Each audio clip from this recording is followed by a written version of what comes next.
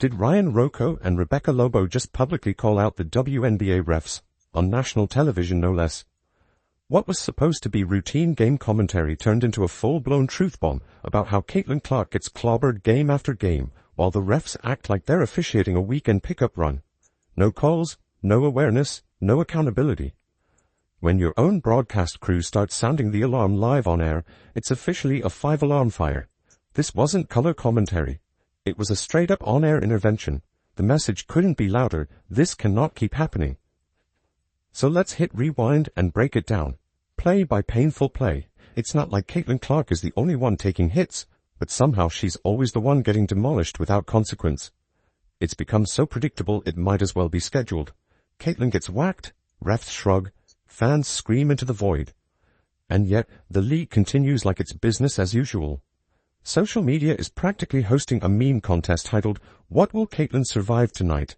As if the WNBA dropped an invisible rulebook where body slams are totally fine as long as the jersey says Clark.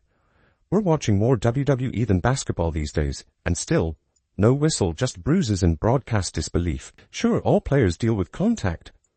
But the way Clark gets hit, it's not physical play, it's borderline assault. Every game is a marathon of elbows, hip checks, and grabs, and while fans and commentators react with visible shock, the refs look like they're watching clouds drift across the sky. Caitlin's not just playing against defenders, she's playing in an environment where the rulebook changes depending on who she is. And the refs might as well be extras in a completely different movie. Not basketball, maybe an action movie, maybe Quidditch, but definitely not the same game we're seeing. Rebecca Lobo this past Sunday, Indiana Fever vs. Dallas Wings on ESPN. When it comes to announcers speaking out, this might have been the most outspoken announcers have been when it comes to the egregious officiating, but more importantly, the non-calls. When Caitlin Clark is getting grabbed, getting held, getting yanked, getting hugged, getting hacked, Rebecca Lobo said, okay, Sunday, July 13th, I'm going to make sure it's my mission that when I start calling this game, I start calling a spade and holding these referees to the fire. And this isn't just paint contact we're talking about. It's not about scrappy play under the rim. Clark is getting battered from the moment the ball is inbounds. From one baseline to the other, it's 94 feet of unchecked chaos. She's not being defended, she's surviving. The whistle doesn't just go silent, it seems to evaporate. And in doing so, the officials have turned every drive into an experiment in how much punishment a player can take before they snap. At this point, you have to wonder if the refs are watching the same dimension as the rest of us, but the icing on the chaos cake? The mind-numbing inconsistency. Some games, you breathe too hard on someone and it's a flagrant foul. Other nights, someone takes a flying elbow to the ribs and it's applauded as gritty defense. You'll see a player get called for a soft reach-in, then moments later someone else gets body-checked into next week with no reaction at all. One moment it's law and order, the next it's total anarchy. And somehow, it always seems to go against Caitlin Clark. Now try to explain this mess to someone new to the sport. You tell them Caitlin's the most exciting talent in women's basketball, then sit them down to watch her get flattened by 3 defenders on her way to the arc. And nothing. Not even a whistle twitch. Meanwhile, Ruoko and Lobo are having an on-air existential crisis, trying to maintain professionalism while clearly stunned. They weren't just calling a game. They were narrating a slow-motion breakdown of officiating logic. And in that moment, they delivered the kind of commentary that hits harder than a bad screen.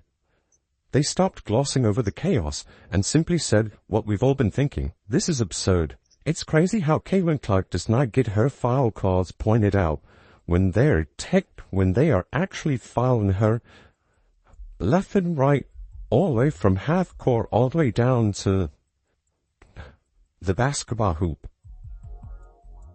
I don't understand how the referees are standing there and they not call the fouls. Her coaches have complained. Even Caitlin Clark gets on the referee of not calling the fouls when she knows there's foul. And let's be real. This isn't some blip or recent trend. It's been going on for way too long. The foul disparity, the blind spots, the silence from the league. This is a storyline with more seasons than your favorite drama series. We've been here before, different players, different years, but the script stays the same.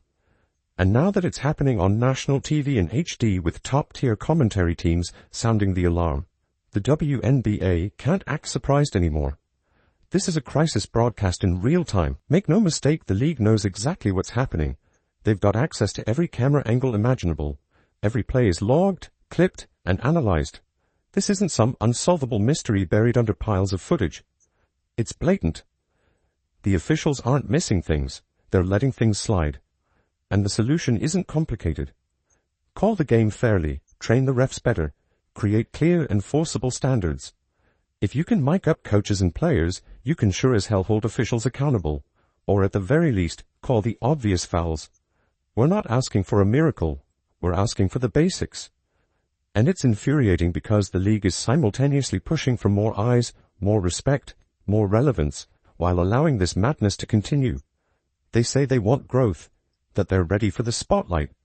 But how can you invite the world in and then leave your star players unprotected? It's like inviting fans to a movie and refusing to fix the broken projector.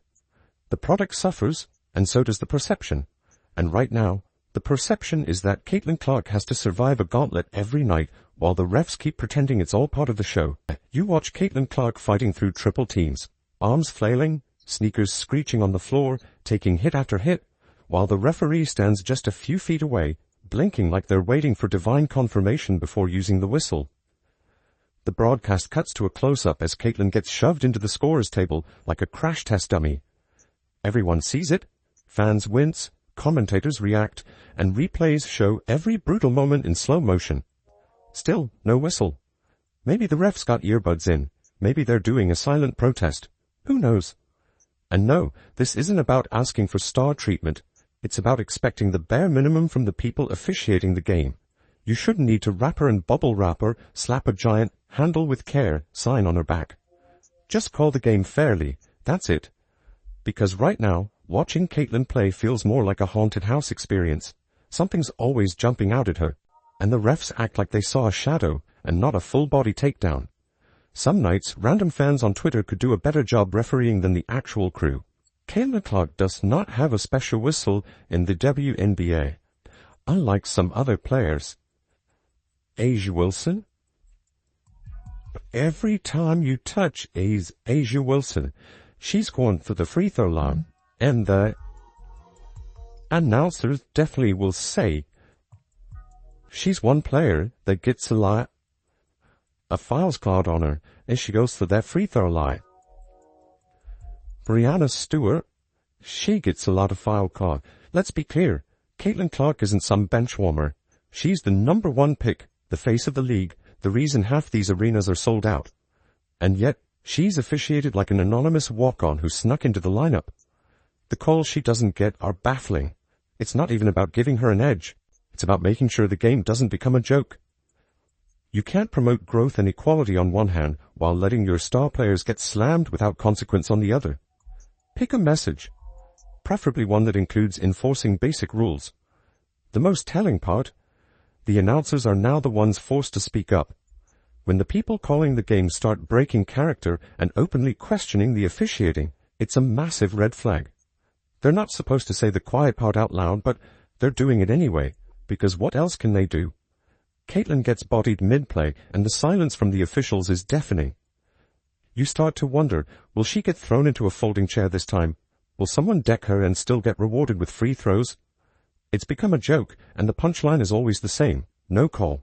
So guys, today we go talk about something, and Paige Beckers in an interview literally exposed just how bad the referee's problem is. Like, she just exposed how bad it was.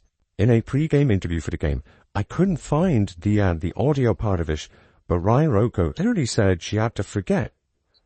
So basically she had to relearn how to play defense while fouling. So, you know, everything you learned about defense, how to play while not fouling, how to move your feet, how to do all this, she had to throw out all the good defensive fundamentals that she'd learned, and now she had to learn to go foul. Nobody's asking for special perks.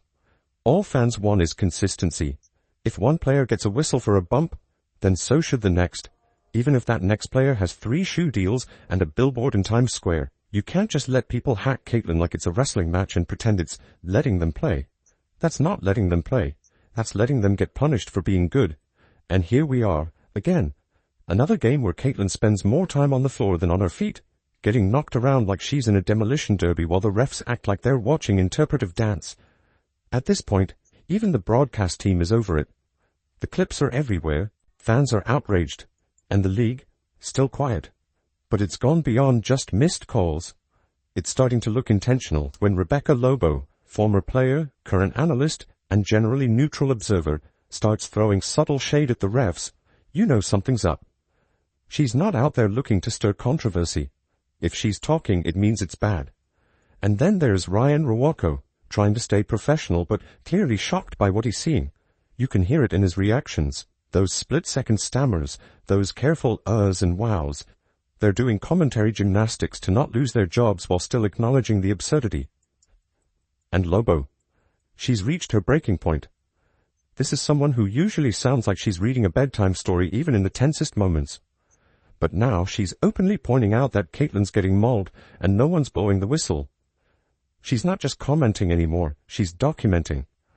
And when Lobo starts circling fouls in real time, it's not commentary, it's cross-examination. She'll walk viewers through replays frame by frame. Here's the shove, here's the arm grab, here's the slap across the wrist, all uncalled. It's no longer subtle, and you can feel it. The fans know, the commentators know, and probably the refs know too, but no one's fixing it. It's reached the point where conspiracy theories feel like the most logical explanation.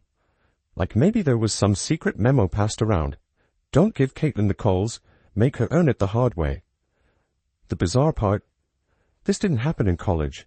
Back at Iowa, Caitlin took her hits, but the whistles came. She got fouled, she shot free throws, she moved on. It was just basketball.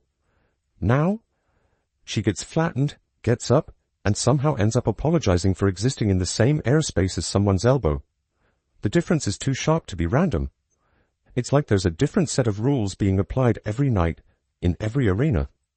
A version of the rule book specifically for Caitlin, where contact doesn't count unless she's the one dishing it out. And even then, the refs seem overly eager to call it. It's not balance, it's overcorrection, and it's painfully obvious. Ryan Rebecca Alexander the foul issues absolutely unbelievable greatest for page says to relearn how to defend to be less careful about fouling. That's not basketball. Like people literally say, oh, it's physical basketball. No, you're just going around hacking people. You're just going around hacking people. That's not that's not defense.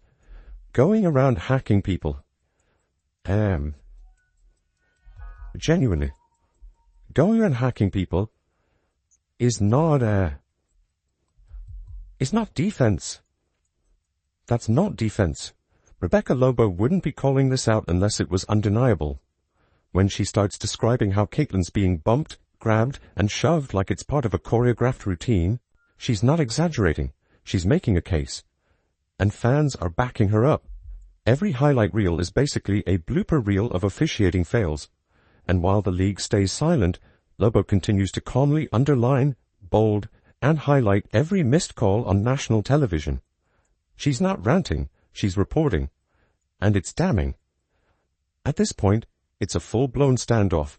The league with its PR spin, the refs with their accidental silence, Caitlin with her bruises, and the fans with their boiling frustration. And stuck in the middle are Lobo and Rwako, two voices still telling the truth, even when it's inconvenient. They're not supposed to become the story. But because the refs won't do their jobs, they've become the only reliable narrators of what's actually happening. And honestly, thank God for them, because if they weren't speaking up, this would have spiraled into something uglier weeks ago. Their honesty is the only thing holding the conversation together. While the referees stay blind, at least fans have a pair of eyes and voices willing to say, this isn't okay. The ball's in the league's court now, literally and figuratively. If the WNBA wants to be taken seriously, it has to protect its stars. Caitlin Clark didn't sign up to be the face of a league that can't keep her upright.